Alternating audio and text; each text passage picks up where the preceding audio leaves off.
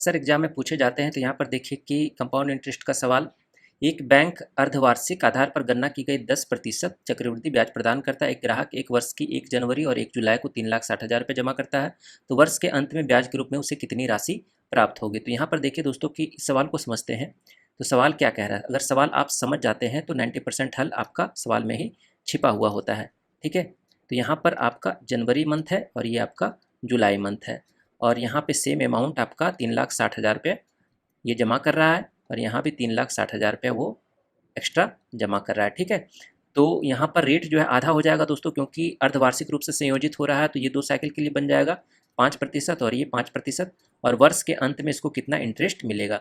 तो पहला आप समझिए कि ये अमाउंट हमने जनवरी में जमा किया था, तो ये अमाउंट खाते में है ना। तो 5% और 5% की 2 साइकिल के लिए कंपाउंड इंटरेस्ट में क्या होगा कि इफेक्टिव रेट ऑफ परसेंट यहाँ पर लगेगा। तो 5% और 5% का इफेक्टिव रेट ऑफ परसेंट कितना हो जाएगा, 10.25। 5 प्लस 5 प्लस 5 गुना 5/100 फार्मूला होता है। ठीक है, ये 10.25 इसका इफेक्टिव रेट लगेगा 2 साल के लिए। तो इस अमाउंट का इंटरेस्ट 2 साल के लिए जब ये यहाँ से यहाँ तक आएगा, है ना, तो इसका कितना इंटरेस्ट बनेगा, तो 3,60,000 पर का 10.25/100 निकाल देंगे। ये पहला इंटरेस्ट आपका I1 निकल जाएगा, इंटरेस्ट I1। ठीक है दोस्तों, तो कितना निकलेगा, 36 पंचे 180 और 36 दूनी 72 और 18 90 हो जाएगा, और 36,900 आपका पहला इंटरेस्ट निकलेगा। अब इस अमाउंट का तो हमने इंटरेस्ट निकाल लिया, इस प्रिंसिपल का। अब जो दूसरा प्रिंसिपल ये था, है ना, इस पर को हमको 5% के रेट से यहाँ पर इंटरेस्ट लगेगा दूसरे साइकिल के लिए। तो ये I2 कितना हो जाएगा, तो I2 पर सिर्फ 3,60,000 पे हमको 5% पे लगेगा, क्योंकि एक ही साइकिल के लिए है। तो ये I2 कितना हो जाएगा, तो 18,000 हो जाएगा। 18,000 जब हो जाएगा तो इस दोनों का समअप कर देंगे तो आपका 54,900 निकलेगा, जो कि टोटल कुमुलेटिव इंटरेस्ट यहाँ पे इन दोनों का समेसन बनेगा। ठीक है, तो ऑप्शन नंबर सी आपका आंसर हो जाएगा। अगर आप बेसिक तरीके से इस सवाल को समझना चाहते हैं ये कैसे काम करता है, चलिए यहाँ पर देखते हैं। तो जनवरी में डायग्राम आप समझ ही चुके हैं। ठीक है, तो ये है आपका जनवरी और ये है आपका जुलाई।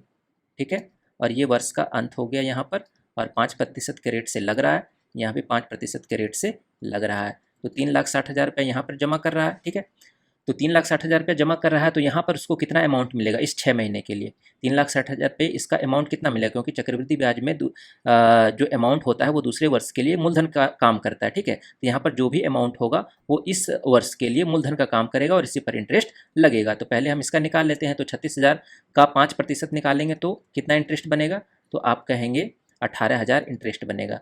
और ये 18,000 जब इंटरेस्ट बनेगा तो ये 3,60,000 में ऐड हो जाएगा, जो कि आपका देगा 3,80,000। ठीक है, ये आपका यहाँ पर हो गया 3,80,000 आपका अमाउंट इसका बना। ठीक है, इस 5% पे फिर हमने क्या किया कि 3,60,000 पे और हमने यहाँ पर एक्स्ट्रा ऐड किया जुलाई महीने में प्रश्न के अनुसार से। तो ये यहाँ पर ऐड हो जाएगा।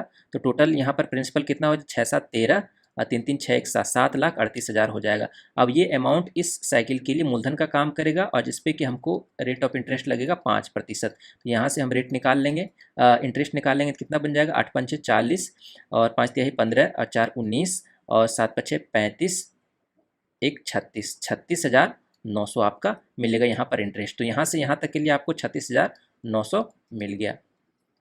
ठीक है, और यहाँ से यहाँ तक के लिए इंटरेस्ट कितना मिले था, 18,000 रुपये। ठीक है, तो 36,900 प्लस 18,000, तो ये बन गया आपका 54,900। इस तरह से ब्रेक करके भी आप इस कंसेप्ट को समझ सकते हैं। तो इससे रिलेटेड एक और प्रॉब्लम है, वो अपने तरह से हल करके देखिए। ठीक है, तो ये आपका सवाल है ना, तो ये हल करके देखिए, और आंसर हमने यहाँ पर भी मार्क किया हुआ है। ठीक है, तो चलिए मिलते हैं नेक्स्ट वीडियो में, तब तक के लिए धन्यवाद।